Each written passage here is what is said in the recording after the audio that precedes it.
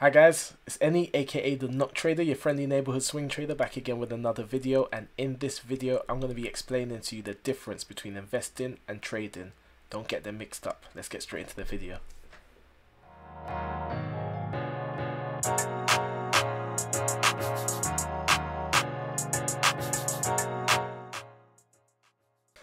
Now you know what I'm going to ask you to do. I'll ask you to do this every single video. Hit that like button, hit that subscribe button, and hit that alert button to get alerts on every single video.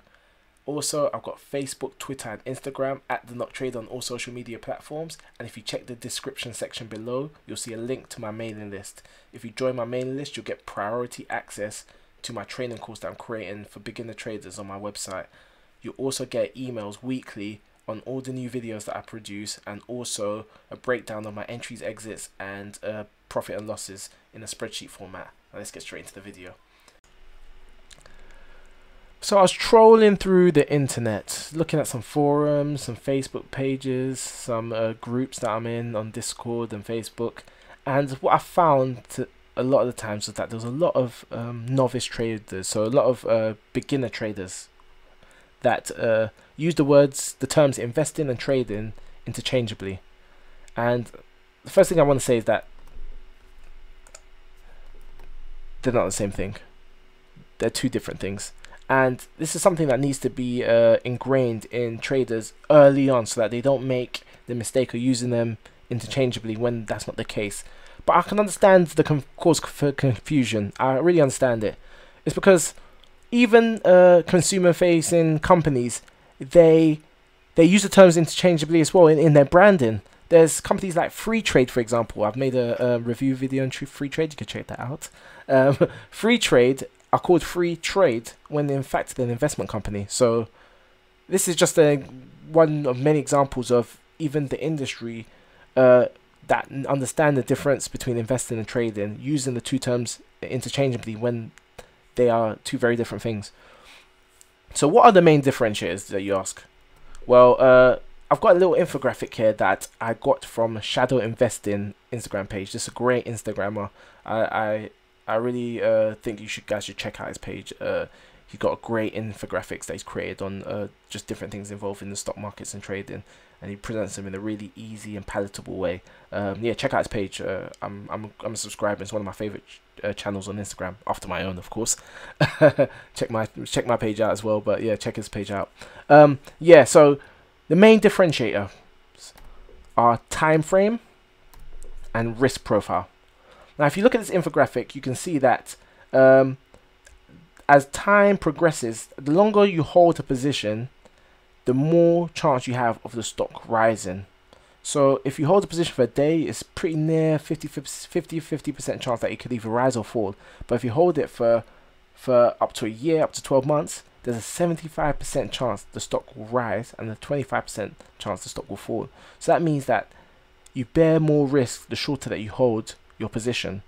So that means people that trade in shorter time frames are taking more risk on, and yeah, that's the main thing from this infographic. But you'll see why I said this in the next slide.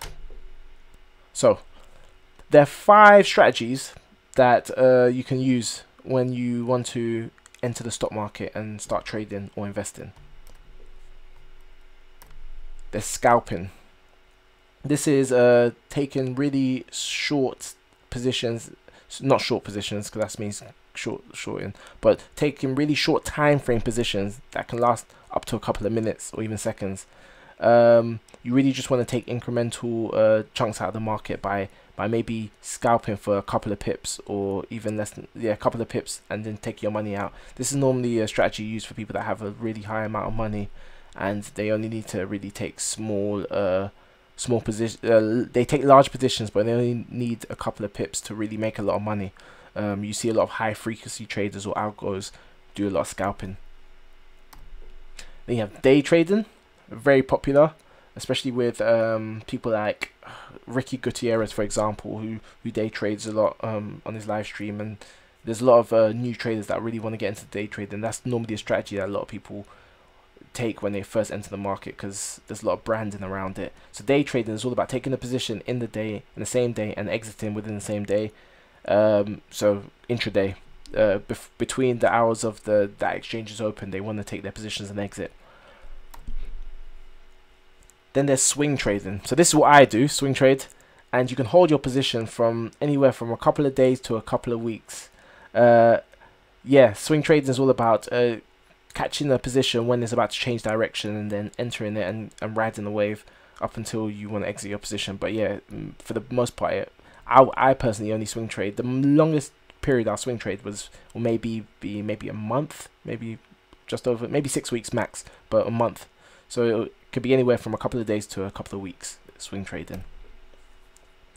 Now we go into growth investing. So this is all about investing in stocks where you see high growth potential, high yield growth potential in them. So for example, maybe, I don't know, maybe it's not best example, IPOs, but yeah, if you see a stock, for example, yeah, let's talk about some of the weed stocks. There's weed stocks, speculatively, they have high growth potential because it's an emerging market that that still has a lot to grow. So people might see that as a high growth investment because they think that they can, the money they can make over the next months or years could be way larger than possibly a more established company that has slower growth rate. So it's all about holding your position for months, if not years, but the intention is to really get high growth so that you can make more money off of it in the time frame that you want to invest, which is months and years. And then you have value investing. So this is all about holding your position for a long time. This is something that someone like, let's say, Warren Buffett does, where he sees the value, the intrinsic value of a company, and if he believes in it, he will buy stocks in it and hold this position for several years. We're talking maybe even decades. But if he still believes in the intrinsic value of the stock. So I've ordered all of these strategies in time frame. So why have I ordered them in time frame? Well, because the first three are what we consider trading, and the primary differentiator between trading and investing is the time frame. So from minutes to weeks, we're talking about trading. So because I consider myself a swing trader, I'm on the cusp of what some people might call an investor, but I think it's very clear cut the difference between a swing trader and a growth investor. So if someone says they're a swing trader and you say, oh, how long do you hold your positions for? And say, oh, 6 months. They're not a swing trader, they're an investor. They may call themselves a swing trader, but they're an investor. The time frame predominantly dictates whether you're trading or investing. And risk profile. That's the second differentiator. As you can see from the slide, my previous slide, where I showed about the risk profile between short-term traders and long-term investors, the longer you hold your position, the less risk you take on, because there's more likelihood of the stock rising. And through a lot of empirical data and also studies, it shows that the people that are more risk averse, that like taking less risk, are more likely to invest, and the people that are more risk taking like to trade. So those are the two main differentiators between trading and investing: time frame and risk profile, or even risk appetite, if you will. So yeah, that's me, Any, aka the Not Trader, signing out.